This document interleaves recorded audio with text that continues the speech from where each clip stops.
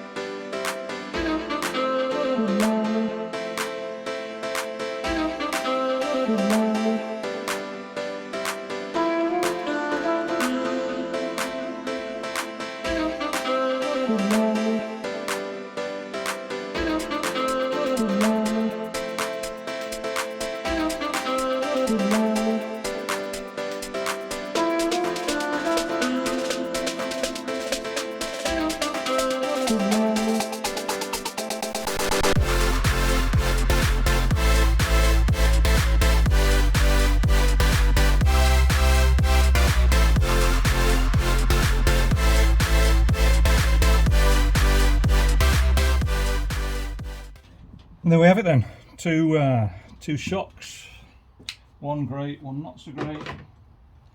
It wasn't too difficult to get out, it just was a bit of a case of working out what went what and where it came out. I mean, that is just, it's not the greatest of quality, like not a massive amount of preload adjustment on it. And rebound only. And Honda, as much as I love the bike, you need kicking in the nuts because the quality is just not great. I mean, I don't know if you can see the welding. Where's the camera? Look at the welding up there. It is just proper, cheap, mass produced. And I get that the less they pay for it, the more profit they make. But that was what? 500 quid. So for 500 quid you've got something that is basically built to spec. Length adjustable at the bottom, yeah, combined rebound and compression adjuster, but I don't go on the track, I just use it on the road. So yeah, all we've got to do now is get it in. Said the actress to the bishop. Oh well, back to the time lapse, I think.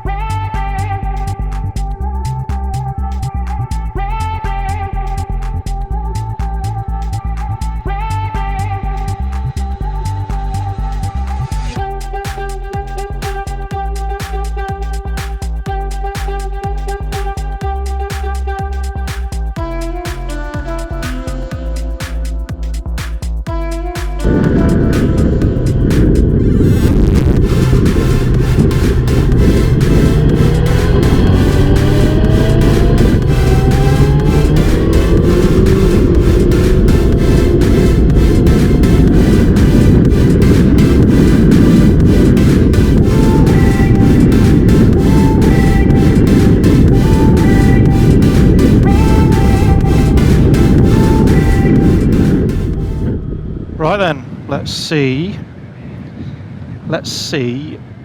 how much of a difference this shock's made.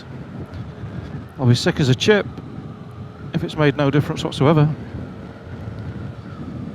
We've done the static sag. I did that in the garage. Set it to 30mm, measured it off the indicator on the back of the bike, so I get the further away from the fulcrum you get, the more travel there is. So hopefully 30mm at that indicator is about 20-25mm a bit further down. So, but yeah, it feels, as Nitrons normally do, it feels soft, but it obviously it's not. Just at low speed they will just seem to flow a bit more fluid. So, but we'll see. I know one thing, it is El Scorchio.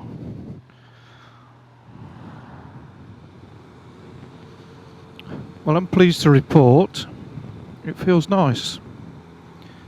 Feels really nice. It's a bit more support, a lot less movement, which is a good thing. And it's not bouncing me out the seat every 2 minutes on the bumps.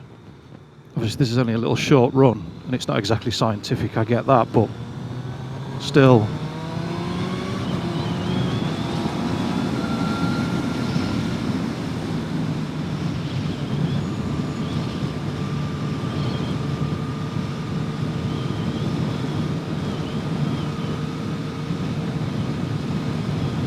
We might be able to get the front set up properly now, because that feels a bit firm.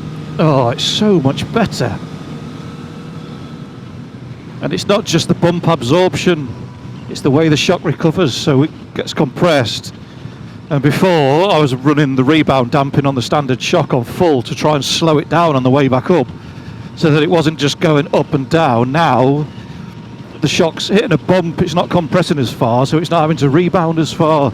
And it's just much more controlled. The movements are smaller and slightly slower, so it just, yeah. I mean, it's what I was expecting. You don't spend 500 quid on a shock and it doesn't work. Be a very grumpy boy if that happened. But other upgrades? Well, not really upgrades. We've stuck the mirrors on. I've got the front screen, the little instrument meter cowl or whatever Honda call it. 120 English shillings for that. Fortune, rip-off. The only place I can find that does a screen is Power Bronze, and that needed that bracket to put the Power Bronze screen on. Yeah, I know. Mega. Buy a new bike. Yeah, below's better. Not. What else we've done? I've got the quad lock mounts on there. If you're after a foam mount, it's the best one I've ever used. I haven't used them all, admittedly, but it is just fantastic. It's got the power base unit on it as well, so I can charge things up as they're on the quad lock. I can also run the GoPro when it's on the bars as well. A couple of mounts here and there. Evotech radiator guard. Again, just little things to try and help the bike, because we do go places that can be quite gritty and stony and nasty. But yeah, so far so good. Well, look at this absolute carnage. Whichever genius decided to put the pedestrian crossings, controlled via traffic lights, on the exit of a roundabout needs to be shot. It was a stupid, stupid idea. But anyway, less whinging. I think I'm a happy boy. I think it's done it. I think it's loads better. I'll be able to wind a bit of compression damping off the, and preload off the front now. The front's absolutely rock hard, so it's not breathing. I've got a couple of zip ties on the fork legs just to monitor what it's doing, and I'm nowhere near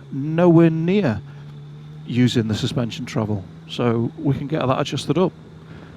But yeah, all in all, I would say that this has been an unmitigated success. So thanks for watching, thanks for commenting, subscribing and all the other jazz, and fingers crossed I will see you when it's really sunny and we'll be out on the CB again. Take care, stay safe, peace.